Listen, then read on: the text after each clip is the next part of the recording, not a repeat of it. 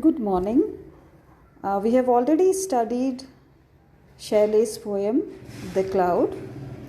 Now, let us discuss in brief some of the literary or the poetic devices used in the poem.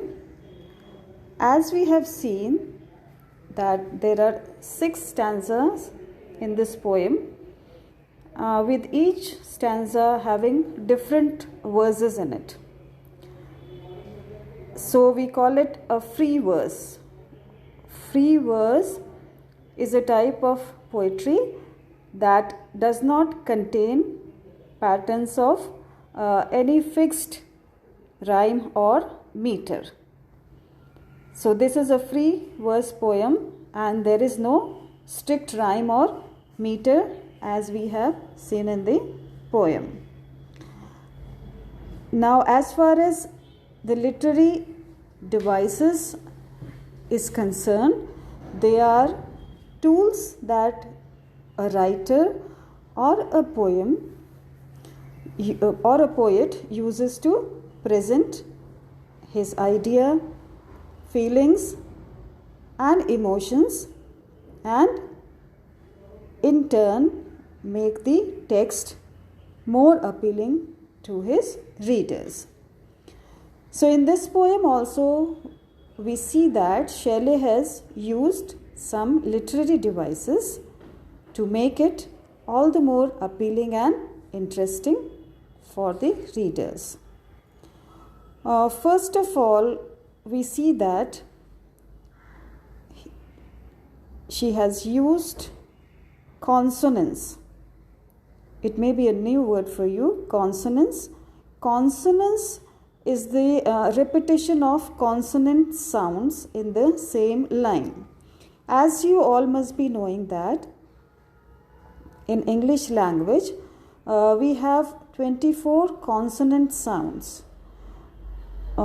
Consonant sounds are those speech sounds which when we speak with our mouth fairly open. And there are also vowel sounds. These speech sounds are made with a mouth when you speak a vowel, you make a vowel sound, your mouth is fairly open. Whereas when we speak a consonant sound, our mouths are fairly closed.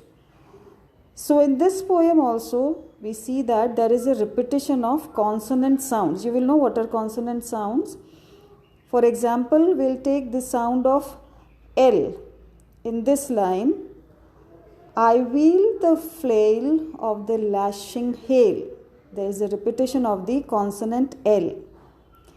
And the sound of N in this line, I bind the sun's throne with a burning zone. So you can clearly see that the sound of N, consonant N, is being repeated here. So this repetition of consonant sounds is known as consonants.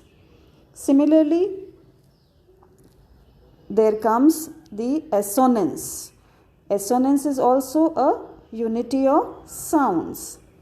Now in consonants you have repetition of consonant sounds, and in assonance you have the repetition of vowel sounds in the same line. As you already know, vowel sounds I, O, U, these are all vowel sounds. While speaking these sounds, we have our mouth fairly open. So the examples of assonance in this poem, look at the phrases: flail of the lashing hail, fresh showers for the thirsty flowers, o'er the rills and the hills, I the while bask in heaven's blue smile. Then again the line, back of my sailing rack, the crimson pall of eve may fall.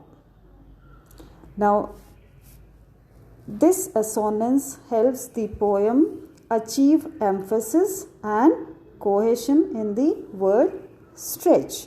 And also, assonance makes the poem more interesting and has a flow and an internal rhythmic meaning. Okay. Then the next device that has been used is alliteration. Alliteration is again the repetition of consonant sounds in the same line in quick succession. For example, we see this line: over earth and ocean, over the rills and the crags, over the lakes and the plain, the sanguine sunrise. Look at the repetition of S sound here.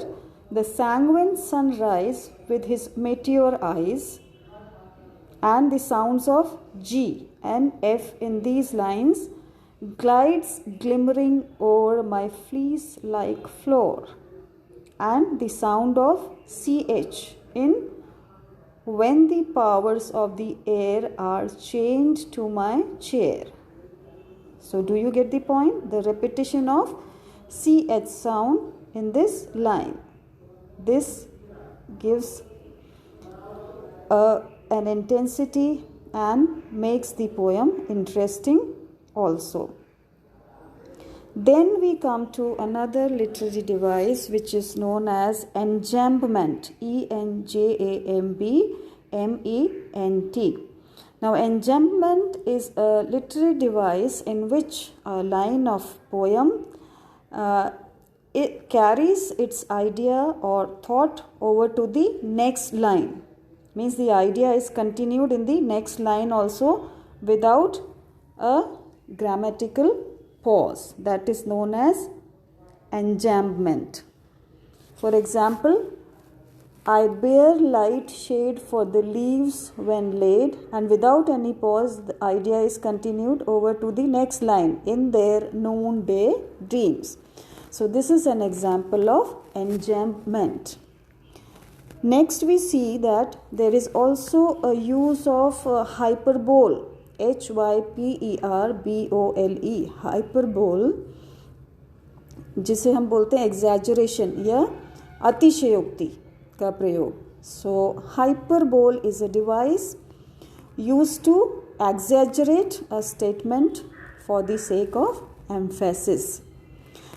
For example, in line 50 we can see which only the angels hear.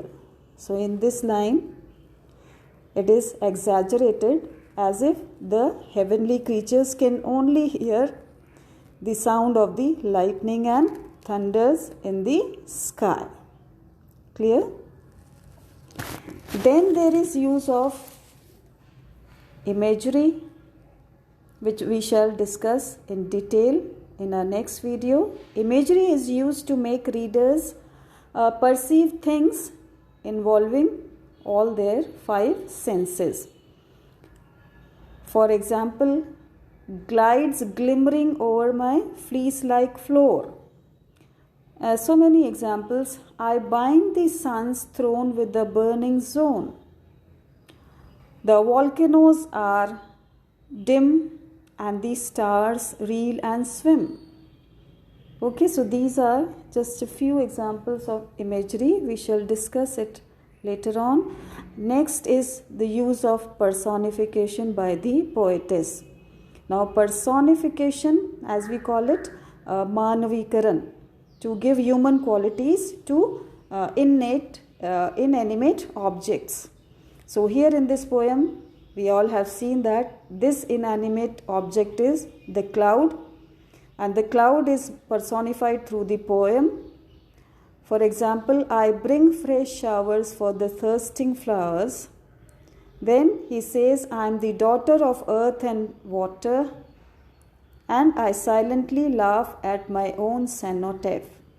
So in this poem, we'll find the personification of cloud as well as lightning, and so many more things we shall discuss in detail. Then there is the use of simile. You all must know that simile is a device used to compare an object or a person with something else to make the meaning more clear to the readers. For example, as still as a brooding dove, like a swarm of golden bees, and like a child from the womb, like a ghost from the tomb.